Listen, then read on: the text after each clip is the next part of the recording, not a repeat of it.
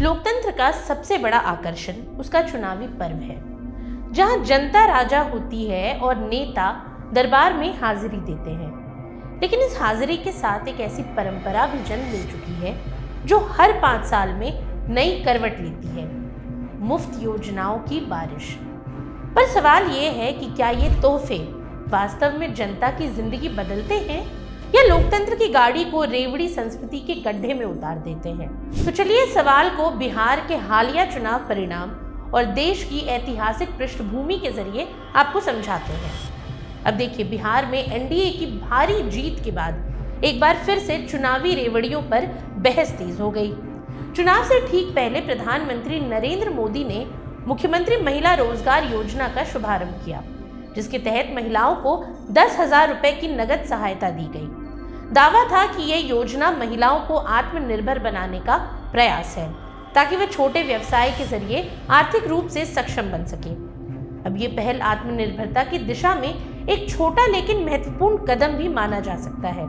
लेकिन भारत में चुनावी लोक लुभावन वादों की परंपरा नई नहीं है। जैसे ही चुनाव का बिगुल बजता है, राजनीतिक दल वोटरों को लुभाने के लिए मुफ्त बिजली, सस्ता राशन, नकद सहायता, मुफ्त लैपटॉप, मोबाइल से लेकर स्कूटर तक बांटने का ऐलान कर देते हैं।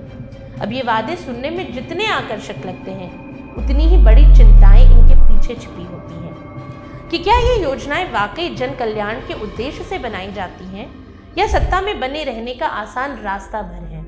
क्या ये आर्थिक बोझ बढ़ाकर विकास की गति को धीमा तो नहीं कर रही। अब देखिए, इस पूरी बहस की जड़ें 1950 के दशक में छिपी हैं। तमिलनाडु के मुख्यमंत्री के कामराज ने 1954 से 1963 के बीच मध्याह्न भोजन की शुरुआत की थी।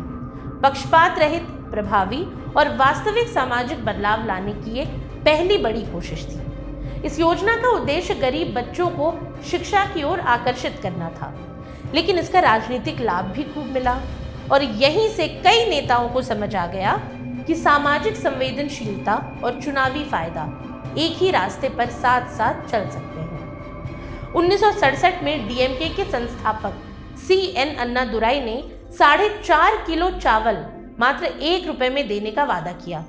ये वादा इतना प्रभावी रहा कि सरकार को इसे लागू करना पड़ा। 1982 में AIADMK सरकार ने मुफ्त भोजन योजना को कानूनी रूप दिया, जिससे स्कूलों में बच्चों का दाखिला तेजी से बढ़ा और यही मॉडल पूरे देश में बाद में मिड डे मील बन गया। इसी कड़ी में आंध्र प्रदेश के मुख्यमंत्री NT रामाराव ने 1980 के दशक में 2 रुपए किलो चावल देने की योजना शुरू की। ये कदम उन्हें गरीबों का मसीहा बनाकर पेश करता रहा। अब धीरे धीरे देश के राजनीतिक दल समझने लगे कि मुफ्त योजनाएं जनता को सीधे तौर पर प्रभावित करती हैं और इससे चुनावी समीकरण झट से बदल जाते हैं। 1990 के दशक में मुफ्त योजनाओं की होड़ ने एक नया मोड़ ले लिया। तमिलनाडु की मुख्यमंत्री जयललिता ने तो जैसे रेवड़ी संस्कृति को उद्योग ही बना दिया हो। मुफ्त sari, pressure cooker, television, washing machine, चुनावी घोषणाओं की ये सूची जितनी लंबी हो गई, सत्ता में जयललिता की पकड़ उतनी ही मजबूत होती गई। इसी दौरान पंजाब में अकाली दल ने किसानों को मुफ्त बिजली देना शुरू किया, जिससे ग्रामीण समर्थन की एक नई लहर उठी। 2006 में डीएमके ने हर घर को मुफ्त रंगीन टीवी देने का वादा किया और इसे पूरा भी किया गया। चुनावी मुफ्तखोरी का ये खेल समय के साथ इतना विस्तृत हो गया कि अब स्कूटर, लैपटॉप, धनराशि, गैजेट, यहाँ तक कि जमीन तक मुफ्त देने की घोषणाएं की जाने लगी। समय बीतता गया, पर रेवड़ी संस्कृति और मजबूत होती गई। 2015 में दिल्ली में आम आदमी पार्टी ने मुफ्त बिजली पानी की नीति लागू की, जिसे बाद में पंजाब में भी अपनाया गया। 2021 में पश्चिम बंगाल की मुख्यमंत्री ममता बनर्जी ने लक्ष्मी भंडार योजना के तहत महिलाओं को 1200 रुपए प्रति माह देना शुरू किया। 2022 में पंजाब में 300 यूनिट मुफ्त बिजली की स्कीम आई और हिमाचल प्रदेश में कांग्रेस ने इसी मॉडल को आगे बढ़ाया।